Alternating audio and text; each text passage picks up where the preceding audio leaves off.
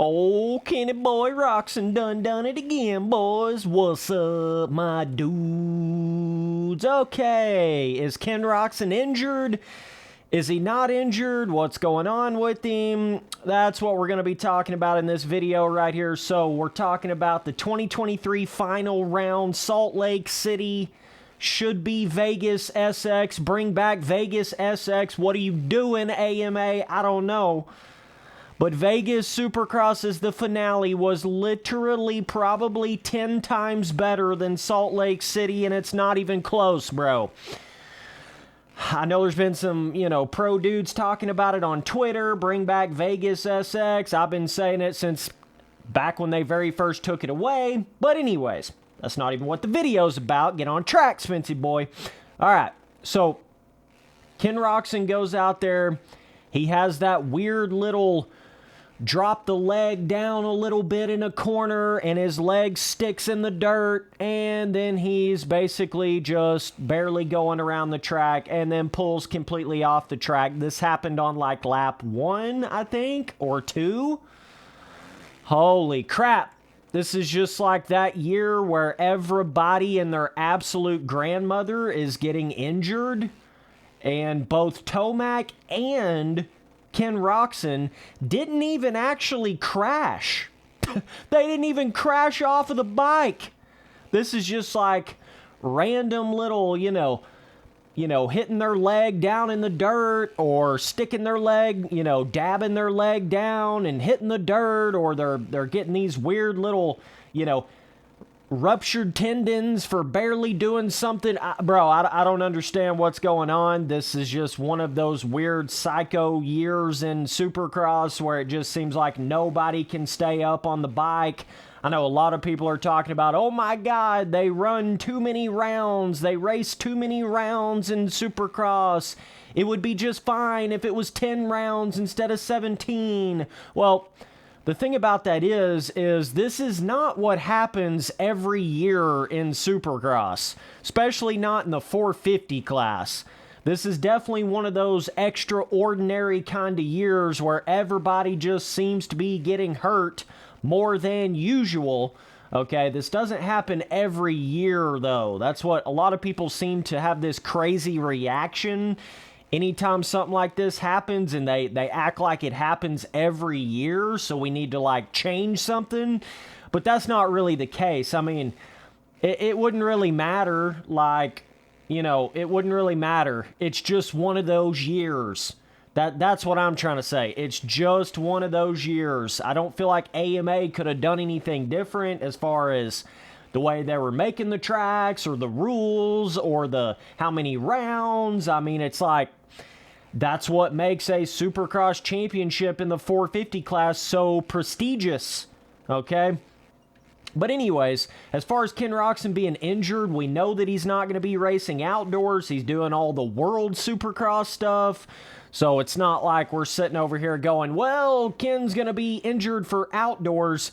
He's not even racing that. So, but basically in Ken Roczen's little, after, it's not even a crash, but after his little incident where he had to pull off the track, they talked to him, and he said he basically just, hyperextended his leg / knee.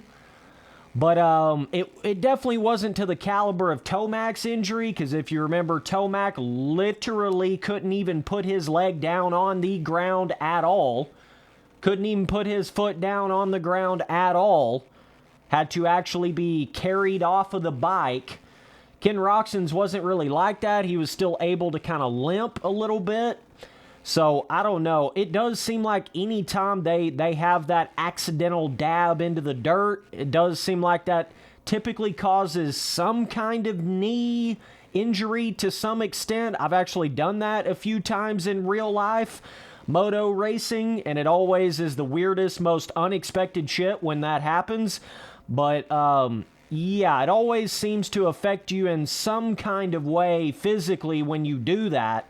It's like a pretty big no-no in motocross and supercross to let. That's why they say keep your legs up in the corners, especially if a track is really rutty. But I don't think it was because Roczen kind of, whoa, watch out there, Spencer boy. I think it was because Roczen kind of slid out a little bit. The track was really bizarre, especially after it started raining. It was kind of like hard pack, but then it started raining, so then it was like slick and one-lined, kind of weird. All them boys had to really be able to adjust on the fly. But yeah, as far as Ken Roczen being totally injured, I don't think he's that bad off.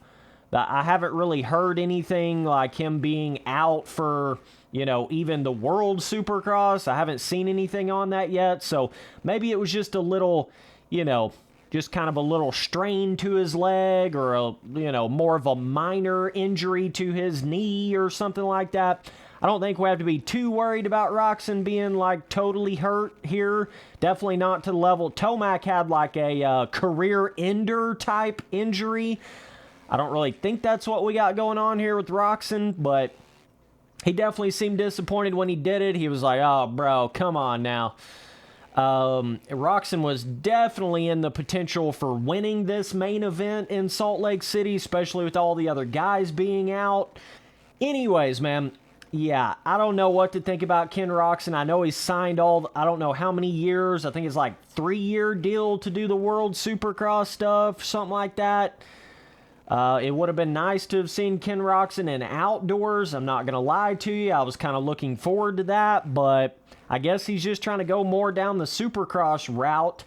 Seems like outdoors seems to really, they got to want it to go out there and race outdoors, you know? A lot of these guys are turning into more of just strictly Supercross kind of guys. Seems like it's kind of going towards that route these days. I've heard some stuff like AMA doesn't have as much of a payout with motocross as they do like Supercross, which is just as to be expected in a certain sense. Smitzy boy sliding, bro. But yeah, definitely let me know down in the comments what you thought about Roczen having his weird little dab injury. Bro, that's not the good kind of dab, you know what I'm saying? Got to be careful on these Supercross tracks, man. That will end your entire career. That's the crazy thing I've noticed about this year. It's not even so much about crashing off the bike. You know, you got guys like Hayden Deegan, some of these other dudes, like they're crashing every other round. No injuries, you know, no injuries at all. Then you got Tomac, didn't even crash off the bike. He's probably not even going to come back. He's probably going to be totally retired from that. You got Ken Roczen out here barely sticking his leg out. Well, he's headed back to the truck. You know what I'm saying? I don't know. It's just, I think there's a certain randomization. There's a certain luck. There's a certain chance when it comes to, like, Supercross injuries. There's just something about it. Like, some dudes can just crash really hard and not get injured. Some dudes are just injury prone. Adam Cincerillo. You know, it's just weird. I don't know. I can't figure out the science behind it. I can't figure out you know, I used to think things like if you just ride safer, if you ride more within your limits, you know, you'll be fine. And I do think that still plays a part, definitely. You know, if you're just out there riding way above your head, yeah, your chances of crashing and chances of getting injured is just going to go up and up and up. Let me go inside here, bro. Inside here, bro. But I don't know. There is this weird element of these, you know, kind of freak accident, you know, injuries that can happen in Supercross. And we've seen a lot of that this year. That it don't even really seem like they did anything that catastrophically wrong, but it turned into more of a catastrophic kind of injury and them totally having to pull out of the championship. So, bro, I don't know. This was kind of weird to see this out of Roczen here. You know, he just got his leg a little bit too low, and especially when they slide out on the bike a little bit, that just seems to... You know, that's when you always automatically kind of dab your foot down without even trying to. When you're sliding out a little bit and you're trying to regain your balance, that's when you stick that leg out, stick that foot out a little bit too much. And if it just happens to grab the ground in the right kind of way or grab a rut in the right kind of way, it stops your foot and your leg where it's at, but the bike is still going. the machine is still pulling.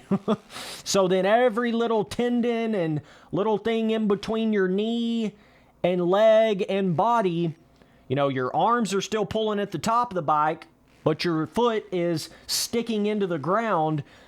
That's what basically causes all those, you know, ACL, you know, tendon tearing, rupturing, knee injuries. That's how it causes it, because, you know, any sudden stop with anything in this sport, crash-wise, is typically where you go wrong, and that is definitely what happens in this kind of situation.